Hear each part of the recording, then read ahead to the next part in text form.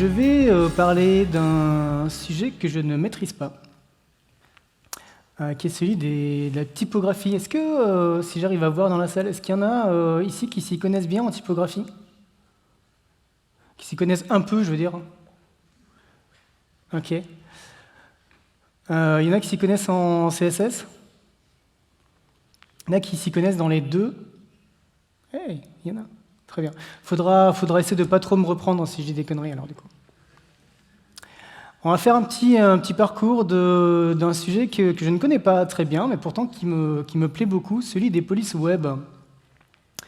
En commençant par la préhistoire, quasiment, celle de comics en MS, jusqu'au fond de variables qui sont un peu plus récentes.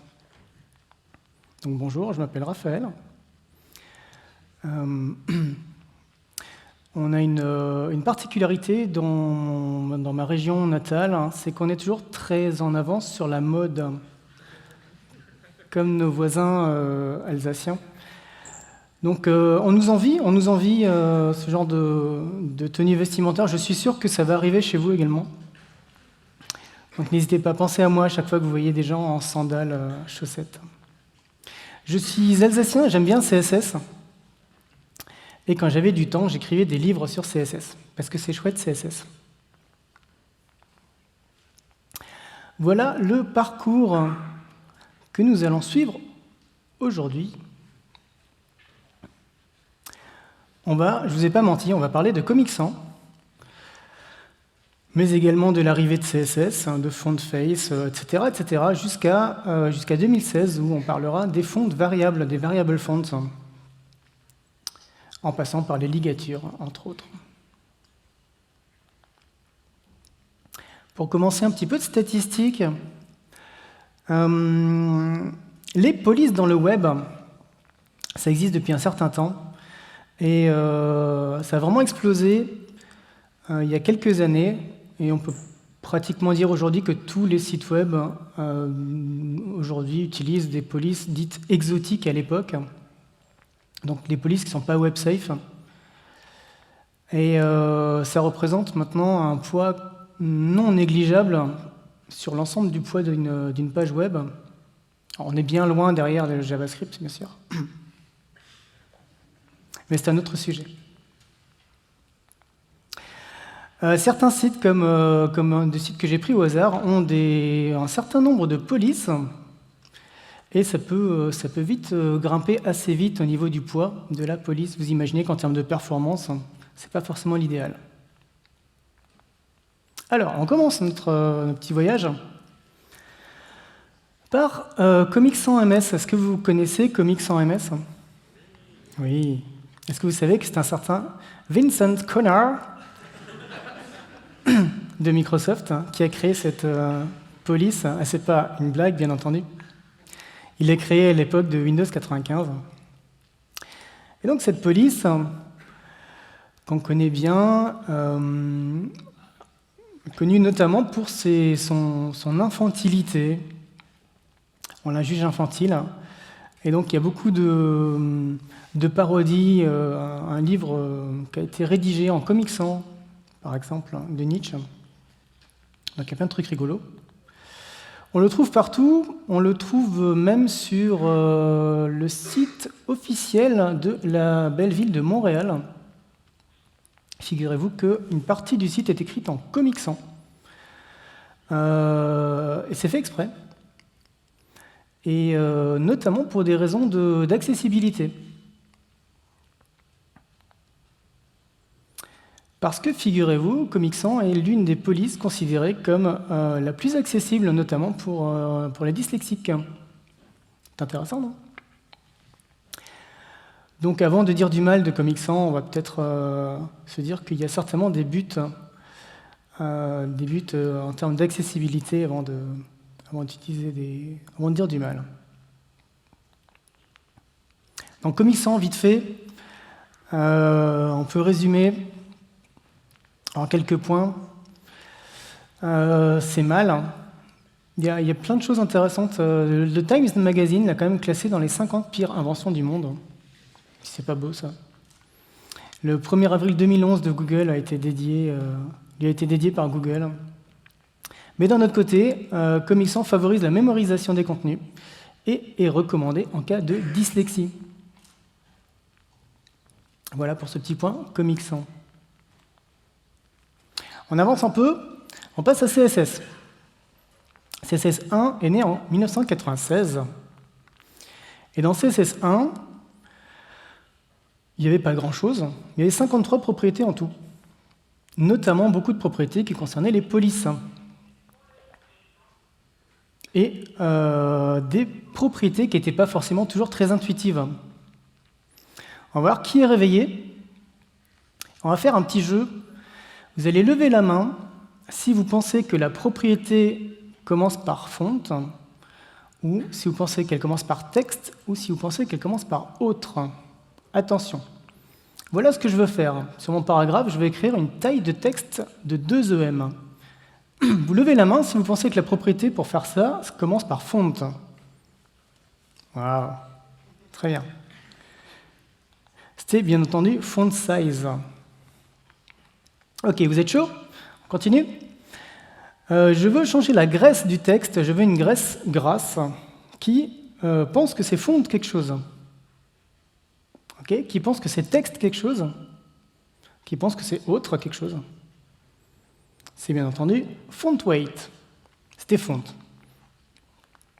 Je veux changer la couleur du texte, je veux du rose. Est-ce que c'est font? Levez la main. Est-ce que c'est texte? Levez la main. Est-ce que c'est autre? Levez la main. Oui, c'est autre, c'est color. Ça n'a jamais été texte color ou font color. C'est con quand même. Je veux changer le style, je veux de l'italique. Est-ce que c'est font? Est-ce que c'est texte? Est-ce que c'est autre? C'est font style italique. Est-ce qu'il y en a qui ont tout perdu pour l'instant? Est-ce qu'il y en a qui ont tout juste pour l'instant? Ça ne va pas durer. Je veux souligner le texte sous le texte. Est-ce que c'est font quelque chose? Levez la main. Est-ce que c'est texte quelque chose? Ou est-ce que c'est autre quelque chose? C'était en effet text decoration underline. Cette fois-ci, je veux aligner le texte horizontalement de manière centrée. Est-ce que c'est font? Est-ce que c'est texte? Est-ce que c'est autre? C'est en effet text align. Maintenant, je veux le centrer verticalement. Est-ce que 1, ça ne marche jamais? Est-ce que 2, c'est font? Font? Texte? Autre? En effet, quand ça marche, c'est vertical align. On a bientôt fini. Je veux changer la hauteur de ligne. La hauteur de ligne, je veux la passer à 1.5. Est-ce que c'est font? Est-ce que c'est texte? Et est-ce que c'est autre? C'est en effet autre. C'est line height. Encore 2, je veux changer la casse du texte, je veux tout passer en majuscule. Est-ce que c'est font? Est-ce que c'est texte?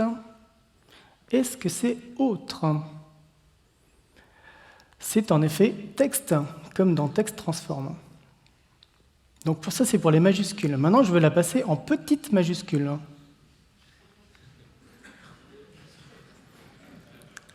Est-ce que c'est font? Est-ce que c'est texte?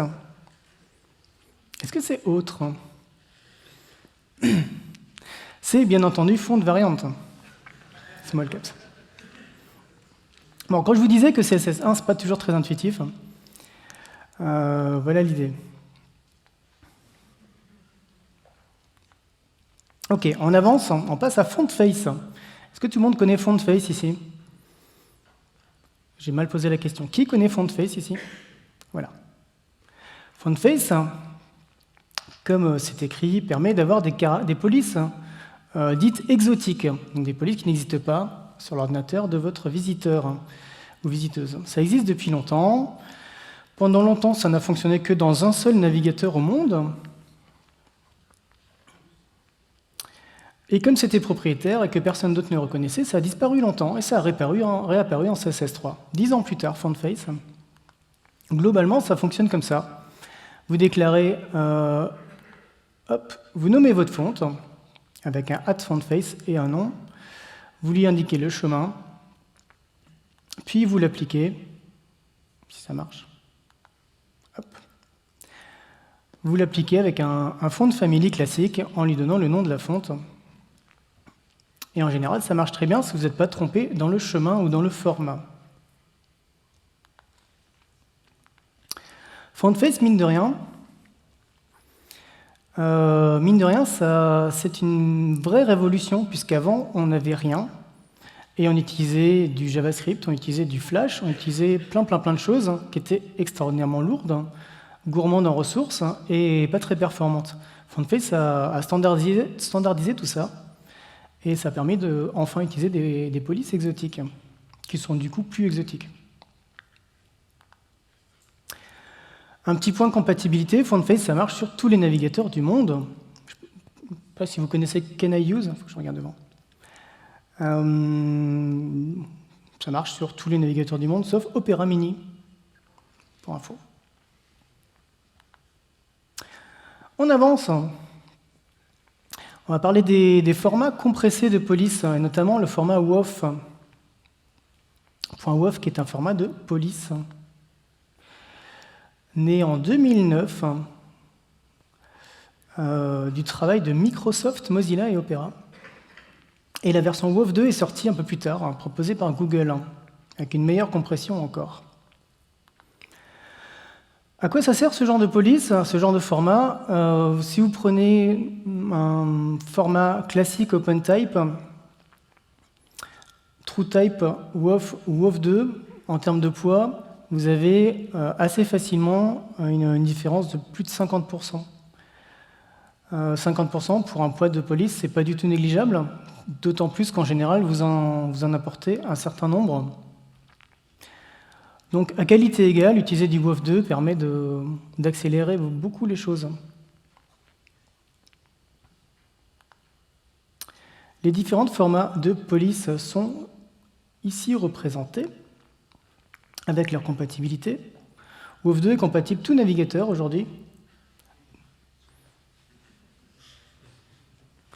Tout navigateur depuis Edge, doit-on peut-être le préciser.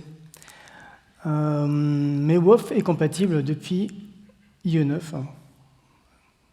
ce qui met la barre quand même assez basse.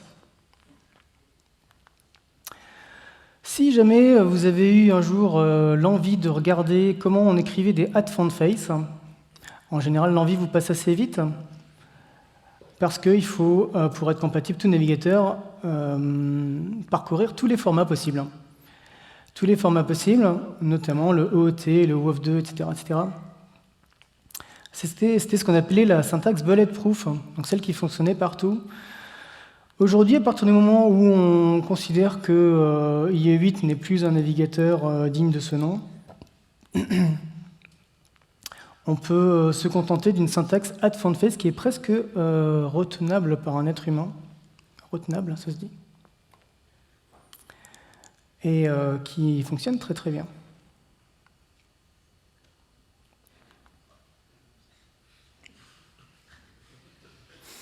Désolé.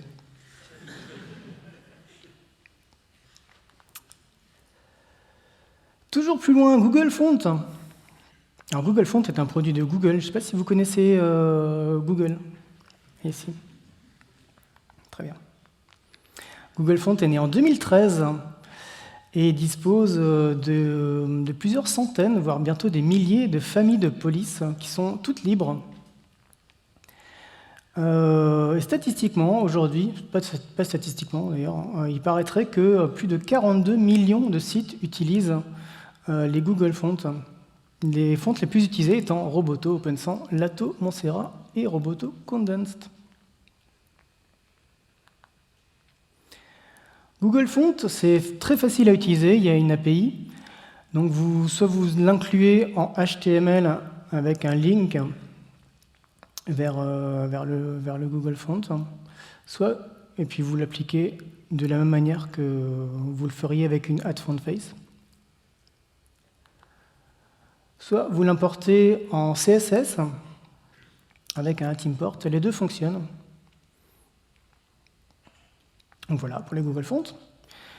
Google Font, ce n'est pas une surprise, est de plus en plus utilisé.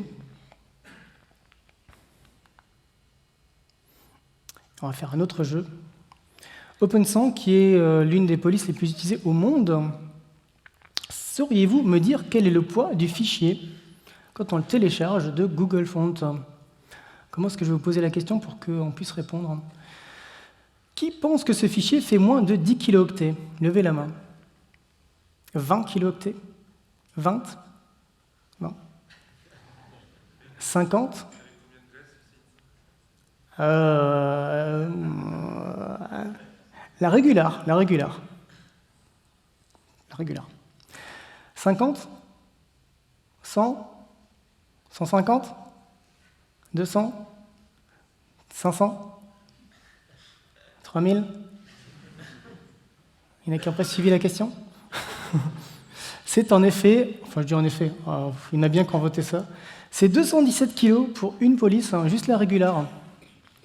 Vous imaginez que sur votre site web, vous avez la régular, la light, la italique, la bold et tout ça, et que forcément, en général, vous avez des poids de fichiers qui font plus d'1 méga. Donc faites attention, c'est pas parce que c'est Google et que c'est magique que ça n'a aucune incidence en termes de poids et de performance. Voilà pour Google. On arrive à CSS3. Grâce à CSS3, on peut faire plein de super effets sur les polices. On peut même les animer, donc avoir du feu qui s'anime sur les polices. Ça, c'est quand même un must-have. Non? Si? Sachez que d'ailleurs, tous ces effets sont disponibles chez Google Font. Mais au-delà de ça, CSS3 apporte également d'autres fonctionnalités qui sont bien plus utiles. Par exemple, des propriétés comme font variante numérique qui permettent de mieux afficher les nombres. C'est ce qu'on voit dans le petit encadré noir. Des choses comme font smoothing qui permet d'adoucir les polices, mais également les césures avec hyphens, ou le crénage interlettre, donc l'espace entre les lettres, qui s'appelle le font kerning. Tout ça, c'est des choses qui n'existaient pas avant, qui sont proposées depuis CSS3. Qui font bien plaisir quand on a du mal à lire les textes. Alors quand même, un texte shadow, pour faire des choses comme ça, c'est plutôt bien. Je vous le prouve. Hein. Enfin, je vais essayer. On est bien là, non? Bah ça, on ne pouvait pas le faire avant, c'était compliqué. Ça, il faut le mettre sur tous les sites web. Hein. Des choses comme TextStroke, je ne vais pas vous faire toutes les démos, mais TextStroke pour entourer chaque lettre d'une petite bordure. Des choses comme Background Clip, alors ça c'est quand même bien. Background Clip, c'est avoir le texte en surimpression. Là aussi, je suis obligé de faire la démo. Voilà, il faut deviner qui se cache derrière.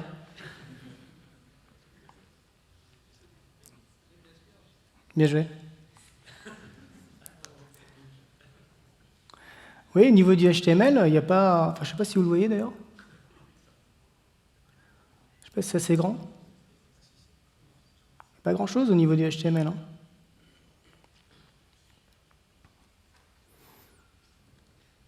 Et dire qu'on ne pouvait pas faire ça avant.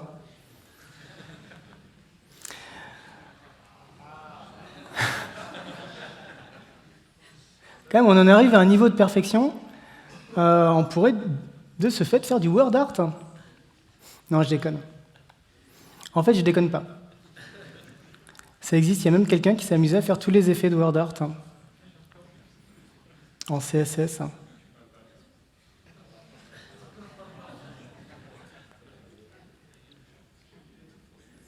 Bien évidemment indispensable. Hein. Vous me rappellerez qu'il faut mettre un S à Kiwi. On avance. Les icônes fontes. Qui n'a jamais entendu parler des icônes fontes? Ok, pas beaucoup. Les icônes fontes ont commencé à faire leur apparition en 2012 et il s'agit donc de polices de caractères constituées d'icônes. Donc quand on écrit par exemple la lettre T avec une police d'icônes, ça se dessine comme par exemple le symbole de Twitter. C'est ça l'idée. Les premières fontes icônes connues, la première a été Font Awesome. Et les fontes icônes ont un énorme avantage, c'est qu'il s'agit d'un seul fichier à télécharger, donc comme à l'époque des sprites. Et ça permet de rassembler plein de pictos d'icônes. Donc c'était tout de suite très intéressant en termes de performance. Il existe énormément de polices libres, gratuites et des outils pour générer des fontes icônes. Globalement, une fonte icône, ça fonctionne comme ça. On utilise add_font_face pour charger la police d'icônes. On l'applique en général avec des pseudo-éléments CSS, par exemple before. Et ici, en l'occurrence, la lettre T dans la police myIconFont s'afficherait de cette manière-là. Voilà, une version très schématique. Devant mon petit i, que j'ai pas de pointeur, devant mon i, en fait, je vais avoir l'icône de Twitter qui est suivi du texte en dur Twitter. Voilà, globalement.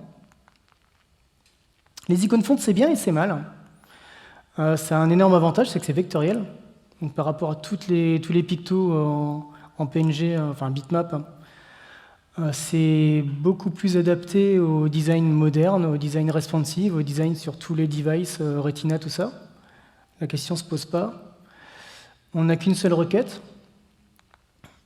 Et on peut avoir de nombreux styles dans la mesure où il suffit de styler en CSS, puisque c'est du texte, donc on peut avoir tous les effets de feu qui bougent dessus, sans aucun problème.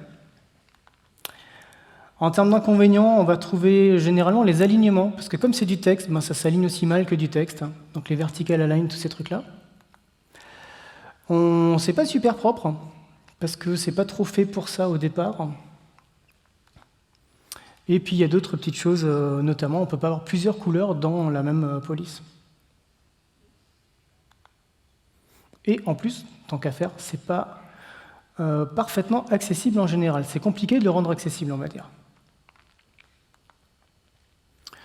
Je vous fais pas la démo, je crois. Non, je vous fais pas la démo. Mais l'idée, c'est que ça marche. Vous m'avez cru? Très bien. On enchaîne avec les ligatures. Les ligatures, c'est ce qu'on voit ici. C'est la fusion de deux ou plusieurs symboles pour former un autre symbole. Avec différents types de ligatures. Et surtout, la police, si elle reconnaît ces ligatures, va pouvoir associer d'elle-même un O et un E pour former un E dans l'O, un O dans l'E, enfin un truc. Pourquoi c'est bien les ligatures? Parce que ça permet de faire des ligatures comme ça, par exemple.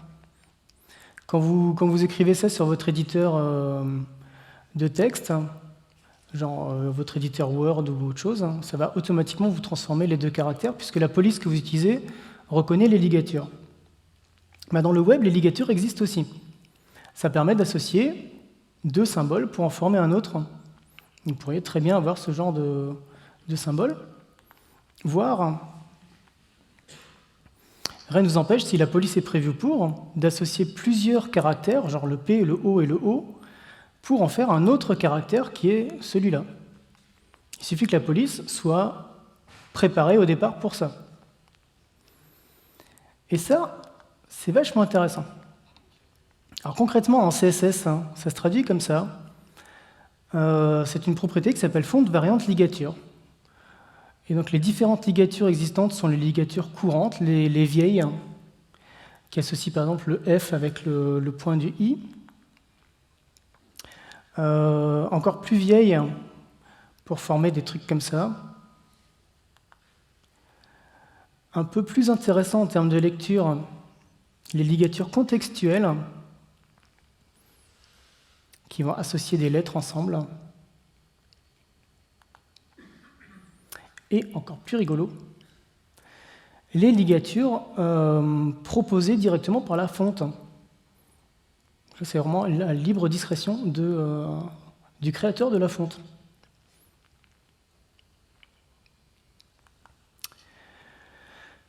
Et parce que sinon ce serait trop facile, il existe une autre propriété pour quelques cas particuliers qui est Font Feature Settings.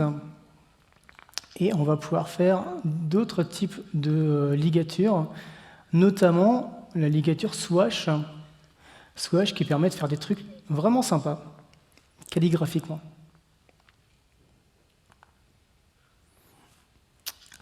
Je vous montre une petite démo.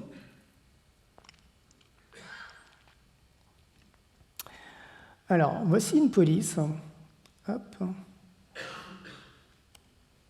Que ça marche pas.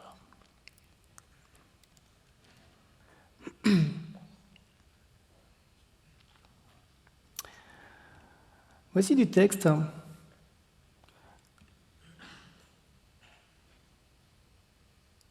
que je vais afficher dans une police qui s'appelle Calendas.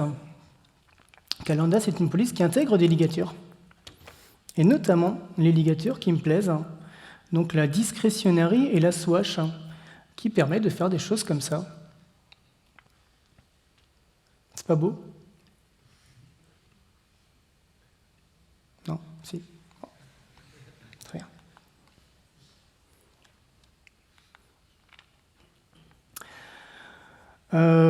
Sur mon site perso, je me suis amusé à m'en servir. Le petit RG, là, c'est un vrai RG dans le HTML qui est lié parce que j'utilise justement la fonction swash.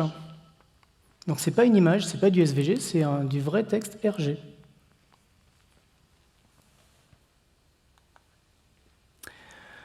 Il y a bien évidemment énormément d'usages pour les ligatures, et notamment des polices entières, genre la police bullshit sans bullshit sans, qui va lier certains mots techniques et qui va les afficher de cette manière-là. Je vous montre, c'est une petite démo.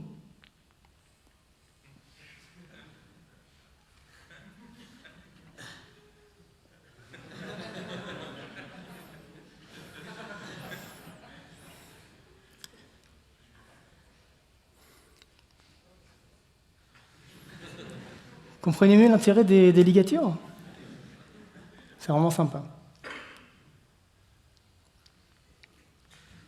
Alors, vous avez compris le principe? C'est une vraie police qui existe, qu'on peut télécharger.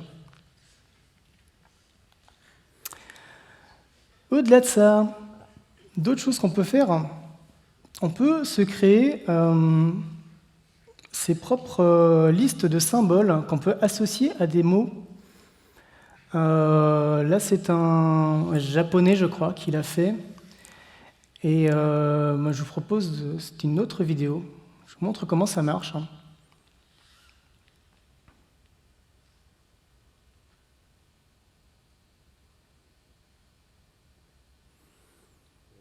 Selon les mots que vous tapez, vous aurez des symboles.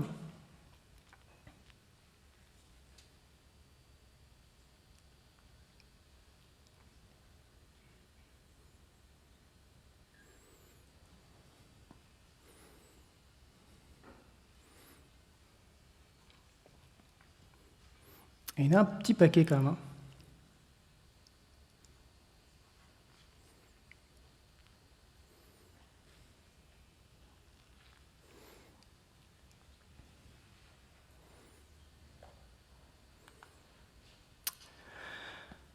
Alors, les ligatures, c'est également intéressant en termes d'accessibilité. Pourquoi c'est intéressant en termes d'accessibilité? Parce que votre HTML va pouvoir décrire exactement ce que vous avez comme symbole, par exemple le terme menu écrit en dur dans le HTML, et qu'à l'écran, ça s'affiche comme un burger. Vous avez une excellente ressource qui s'appelle Icomoon, qui vous permet de générer vos fonds d'icônes. Et là aussi, c'est une démo, je vous montre comment on peut créer des ligatures. On va chercher quelques symboles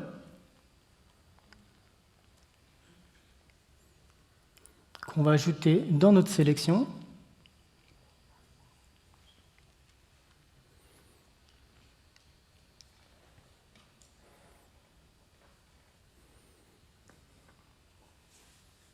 Alors là aussi, hein, il y a du choix. Hein. Vous générez une fonte. Il vous indique le code qui va afficher vos symboles. Donc là, c'est un caractère pour l'instant qui est dans une zone Unicode qui n'est pas visible. Vous pouvez activer les ligatures et vous pouvez l'associer à des mots-clés. Un ou plusieurs mots-clés. Donc vous pouvez l'avoir en plusieurs langues.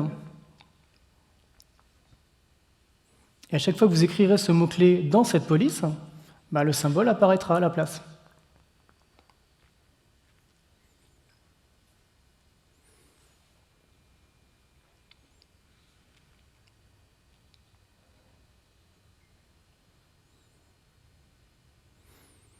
J'ai cherché comment on disait maison en allemand, je ne savais plus. Du coup, j'ai mis un truc.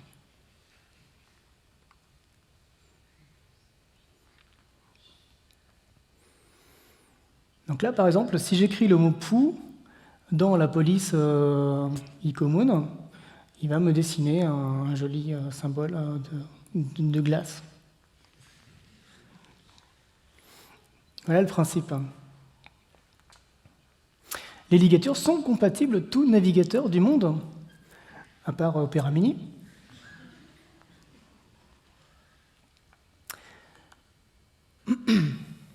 Très bien. Petite interlude, on va jouer un jeu. Faudra deviner si le fichier de police, le fichier de fonte, est chargé ou pas par le navigateur dans les différents cas que je vous présente. Vous allez comprendre. Je dis au navigateur @fontface, je veux une police que je vais trouver dans kiwi.wof2. Je dis ensuite que mon paragraphe est de font family kiwi, et dans mon HTML, j'écris un paragraphe avec un mot dedans. D'après vous, est-ce que le navigateur charge le fichier kiwi.wof2 ou pas? Donc, on va dire que levez la main qui pense que le fichier est chargé par le navigateur. Ce sera un petit peu con qu'il ne soit pas, on est d'accord. Donc il est chargé, bien sûr. Vous avez compris l'idée ou pas? Très bien. Cette fois-ci, cas numéro 2, j'indique toujours un @fontface avec un chemin vers mon fichier. En CSS, je dis que les paragraphes utilisent font family kiwi, mais j'ai rien dans mon HTML. Est-ce que mon fichier est chargé ou pas? Alors, là, je repose la question, est-ce que le fichier est chargé? Est-ce que le fichier n'est pas chargé? En effet, le fichier n'est pas chargé, sauf exception. Puisque le navigateur, tant qu'on ne lui demande pas de l'afficher, il va avoir l'intelligence de ne pas charger un fichier de police. Ça, c'est bien. Plus tordu. J'ai toujours mon fichier, je l'appelle avec @fontface, je l'applique sur tous les paragraphes, et j'ai des paragraphes vides. Est-ce que le fichier est chargé? Est-ce que le fichier n'est pas chargé? Il n'est pas chargé, normalement.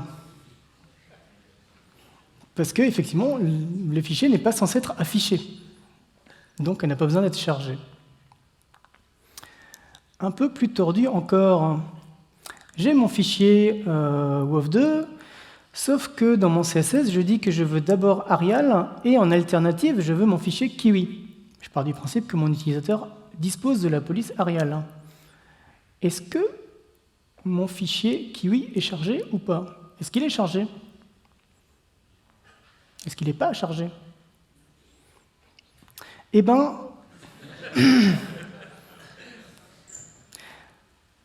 on ne sait pas, mais pour l'instant, non, il n'est pas chargé. Encore plus fort.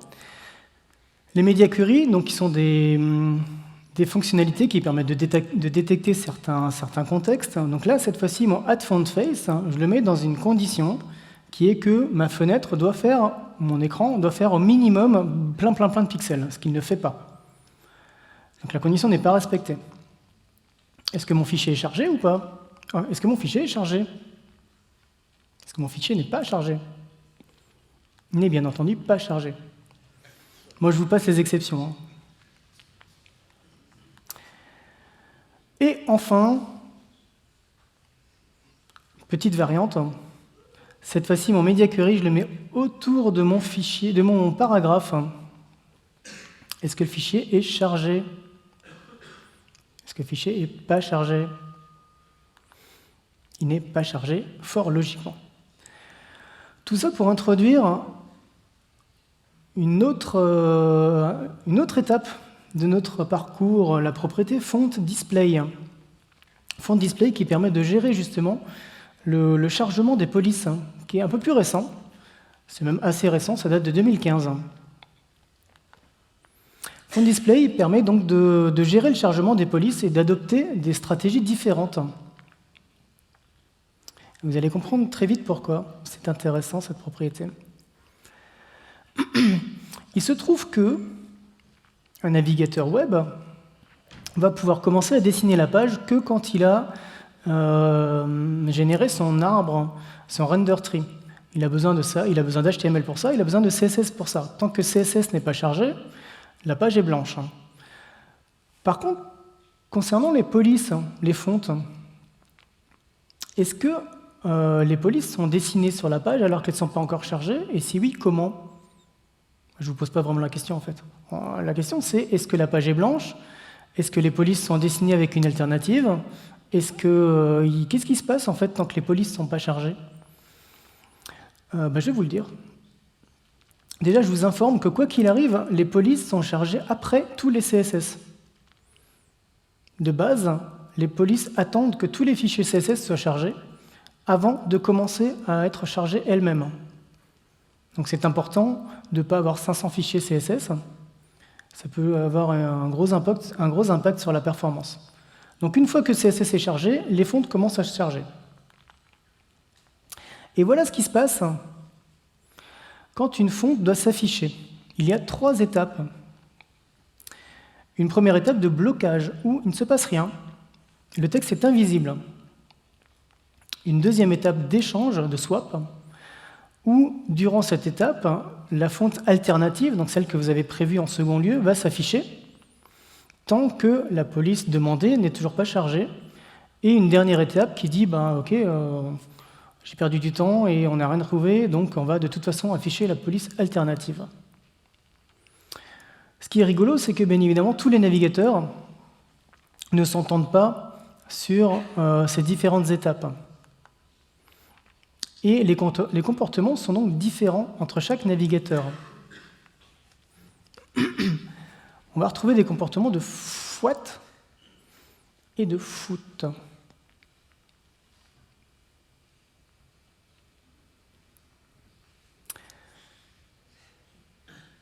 Le fouette étant le texte invisible, le foot étant le texte non stylé.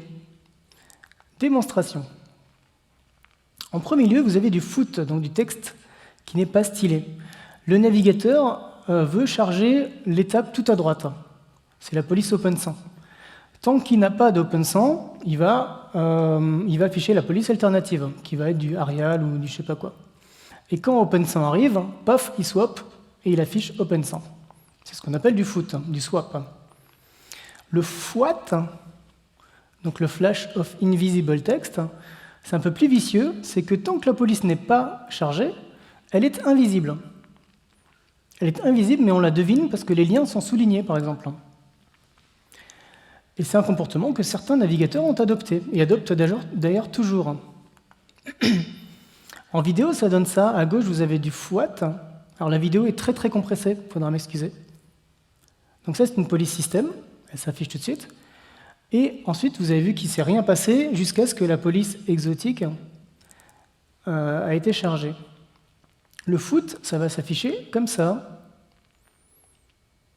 Vous avez les police systems qui s'affichent, et à la fin, paf, du swap.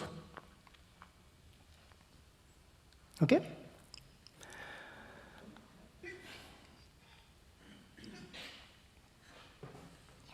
Alors, la différence se fait selon les navigateurs. Si moi je demande une police exotique comme OpenSAN, Le navigateur, il va procéder comme ça.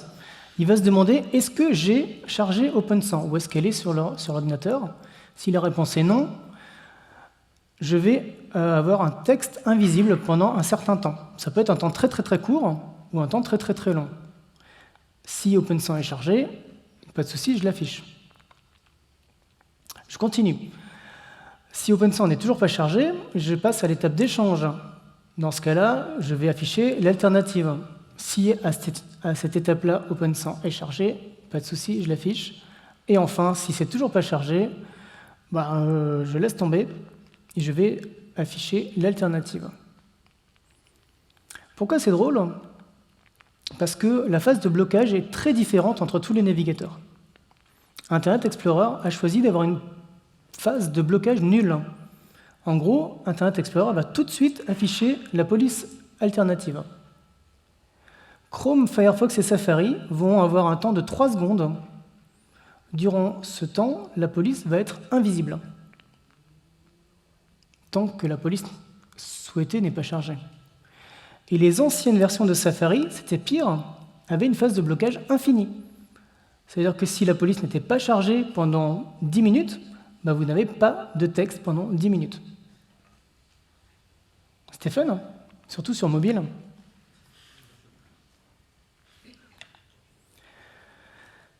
Donc IE a choisi la stratégie FOOT, Flash of Unstyled Text. Safari, les anciens, avaient choisi la stratégie FWAT. Et Chrome, Firefox et les Safari actuels, ils se mouillent pas trop, ils font un petit peu des deux, parce qu'il y a du bon dans les deux. Là, on pourrait se dire que c'est IE qui a raison quand même. Hein. C'est quand même bien d'avoir du texte, non? Ça dépend. En tout cas, tout le monde respecte les spécifications. Sachez-le, puisque les spécifications disent « vous faites ce que vous voulez ».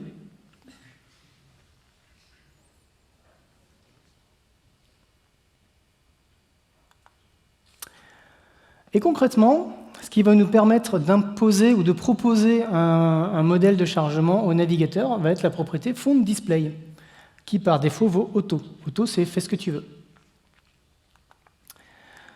Si j'applique la valeur bloc à font display, je vais imposer une phase de blocage. Je vais imposer du FWAT, donc du texte invisible, tant que la police n'est pas chargée.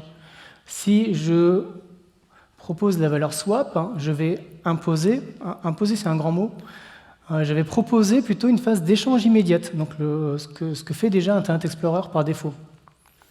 Il existe une version optionnelle qui dit je sais pas trop, ça dépend de la vitesse, je laisse le navigateur choisir ce qu'il veut.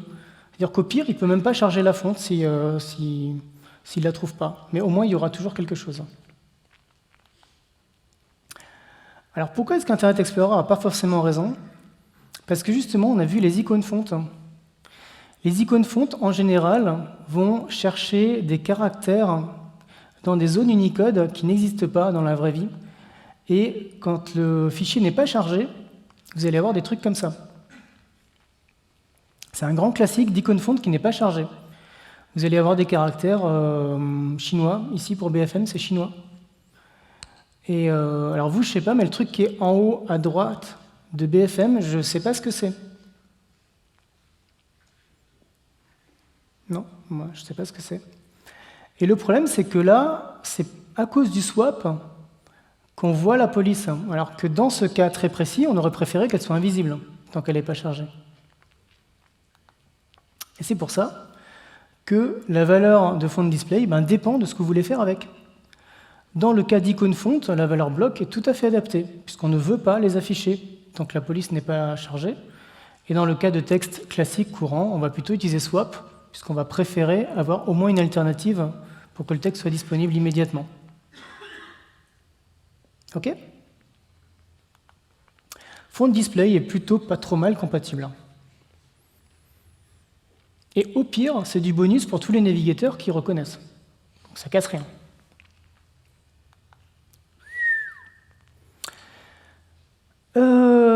Dernier chapitre, les variable fonts, qui sont encore un truc un peu plus récent.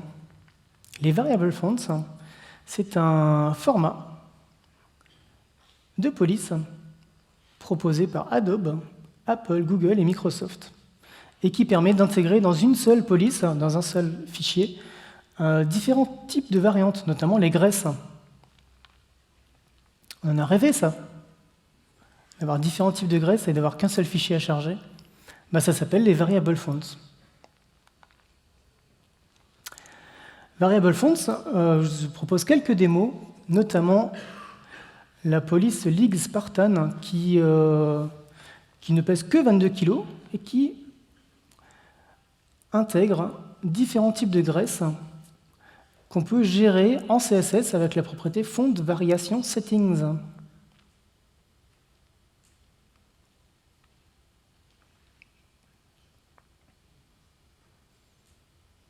voyez l'idée? On agit sur un paramètre CSS.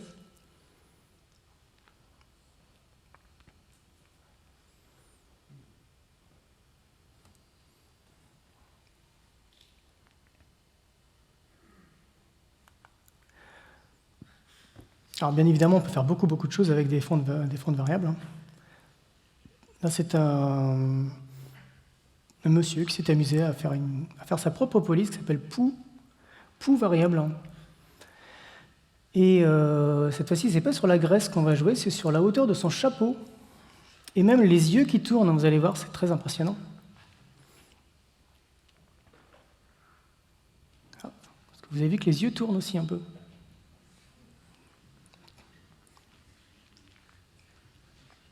C'est une police qui a prévu en fait ce genre d'effet et qui se traduisent en CSS par font de variation settings avec le paramètre crap. Encore plus rigolo, d'autres polices, on peut agir sur différents paramètres. La taille de police, bien sûr.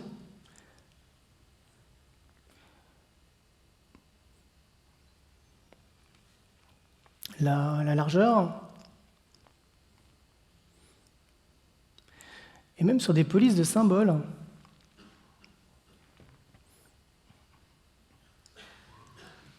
Waouh!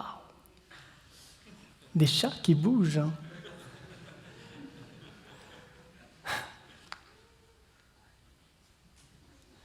Alors il y en a qui ne marchent pas, je ne sais pas pourquoi.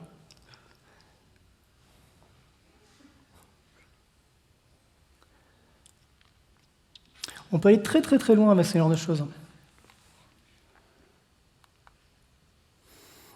Une dernière. Une police qui est animée.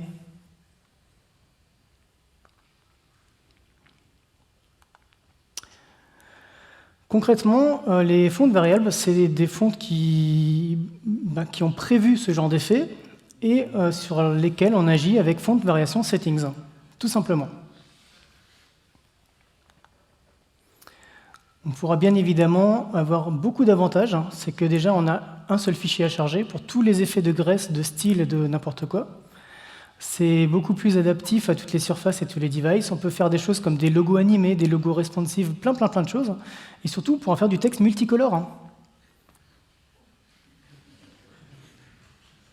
Bon, d'accord. Dans la vraie vie, il n'y a pas encore beaucoup de sites qui utilisent des fonts de variables. Mais j'en ai trouvé notamment le site comme par hasard, une conférence sur la typographie, et dont la police principale est une font de variable, donc elle s'adapte complètement à la surface. Les fonts de variables, c'est pas une utopie, c'est un truc qui existe, ça fonctionne. Ça fonctionne sur des vrais navigateurs, même sur Edge. Donc c'est des choses qu'on peut déjà envisager de mettre en production. Voilà, on a vu tout ça. On peut dire que ça a bien bougé depuis la préhistoire des polices web. Il y a des choses qui deviennent de plus en plus intéressantes. Je ne sais pas ce que vous en pensez. Moi, je trouve ça de plus en plus intéressant. Et voilà, on a fait le tour. J'ai encore quelques petites ressources. Notamment sur les diverses thématiques qu'on a vues. Donc, AdFontFace, vous avez la ressource de Mozilla MDN, le format WOF, etc. Je laisserai les slides de toute façon à disposition. J'ai moi-même fait une petite collection sur CodePen de tout ce qui était typo. Vous la trouvez sur kiwi.gg/typo. Je vous remercie. Et oui, il paraît que quelque part à la sortie, il y a des tableaux avec des stickers pour les différentes confs. Et c'est bien de laisser vos stickers là où vous avez envie de les laisser. Je ne sais pas si c'était très compréhensible. Très bien. Merci à tout le monde.